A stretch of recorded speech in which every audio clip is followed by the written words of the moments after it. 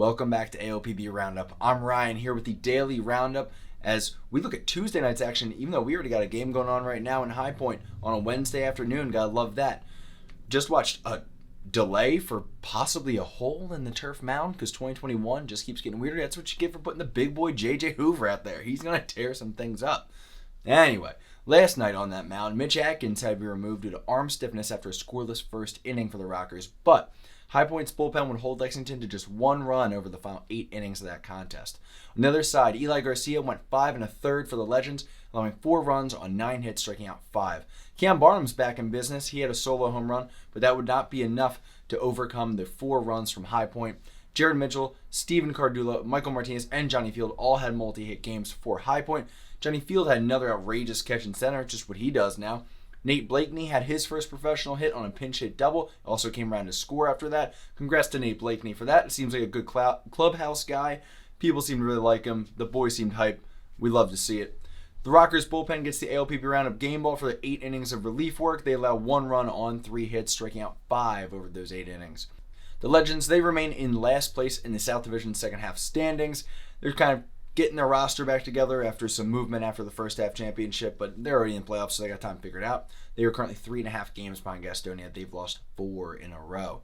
The Barnstormers continue to be a thorn in the side for the Long Island Ducks. A 3-run third inning would be all Lancaster would need behind a 5-inning shutout performance by Zach Smith. He has now allowed 1 earned run in 9 1/3 innings. That's a .96 ERA. After in his first 4.2 Atlantic League innings, he allowed 17 runs. That was a 61.88 ERA. Zach Smith getting together. Told you, hey, ALB Roundup's big Zach Smith fans, man. We love him. Caleb Gindle, he went 2 for 4 with a double and triple, but come on, man. Zach Smith, the bounce back kid, grabs the ALB Roundup game ball. We love it here. Anderson De Leon, he takes a loss for the Ducks. He went 5 1/3 innings, allowing 3 runs on 7 hits and striking out 6. A little late drama as the Long Island Ducks managed to push across 1 run in the 9th, but the Barnstormers did hang on to win 3-1. Garrett Granitz delivered a 59.2-mile-per-hour curveball to get an out at one point. I love that from him, the sidewinder throwing frisbees. The Barnstormers bullpen allowed no earned runs or hits in their 4 innings of work despite that 9th inning run. And the Ducks bullpen scoreless streak is now up to 11 2/3. So the bullpens showed up and showed out, but not enough early work done by the Ducks offense to make it happen. Lancaster is now a game up in the North Division as Long Island falls to 41-30 on the season. Lefty Dalton Oakes will make his pro debut for the Ducks tonight as the Barnstormers' Augie Silk takes to the hill. Silk briefly improved on his rough start in the league before backsliding recently. Oates had an ERA close to 6 with Shippensburg. I think he just came from the draft league, so we'll see what he's got. We'll see what the draft league is manufacturing for us here. Southern Maryland welcomed a slumping Revolution Ball Club to town and took care of business 7-3. York scored a run in the 7th, the 8th, and the 9th, including home runs from James Harris and Nelly Rodriguez, but it was too little too late. Darrell Thompson fell 1 out short of the complete game. Brutal, ending his night with 8 Ks and 3 runs over his 8 2/3 of work. He gets the game ball in this one. Worth noting as we move ahead, the Blue Crabs have been riding Thompson pretty hard, and his velo is noticeably down right now. Maxed out at 87.4 last night. If anyone can work with that, that's going to be Darrell Thompson, but it's not ideal. He at one point was getting the ball up there around 92 miles an hour, and to see him maxing out at 87.4 is definitely something that just makes you go, keep an eye on that. Offensively for Southern Maryland, Ruby Silva goes 3 for 4 with a double and a home run. Michael Baca homered, and Josh McAdams went 3 for 3. York has lost 3 straight and are 4 games behind division-leading Lancaster, while Southern Maryland has won 4 straight and are just 1 game back.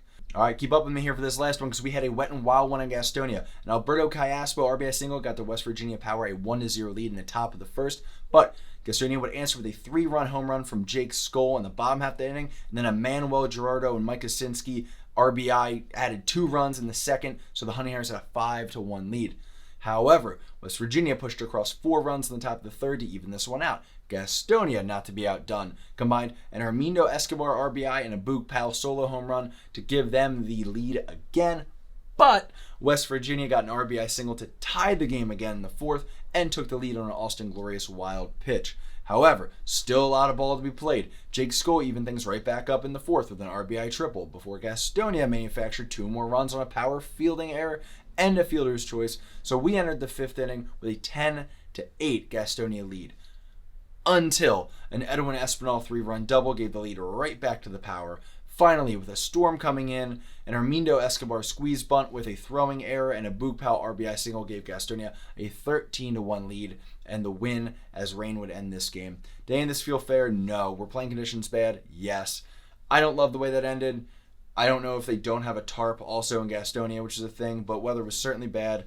It's a difficult situation where everyone's scoring, so you want to give everybody an at-bat. You don't want to have like an odd situation where you end it after the top of the sixth and Gastonia is down, but the Power have had a hard time stopping Gastonia, so it's tough. So it just then being treated almost like a walk-off win in the sixth and said, hey, we played this thing Little League style. Shout Little League World Series. We're going to Williamsport, baby.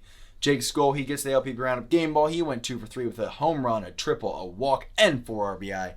Gastonia remains at the top of the South Division in the plot twist of the year. They're up a game on the Rockers. That's all I have today for the Daily Roundup. I'll be back with another Daily Roundup tomorrow. Enjoy some baseball in the meantime. Have a good one.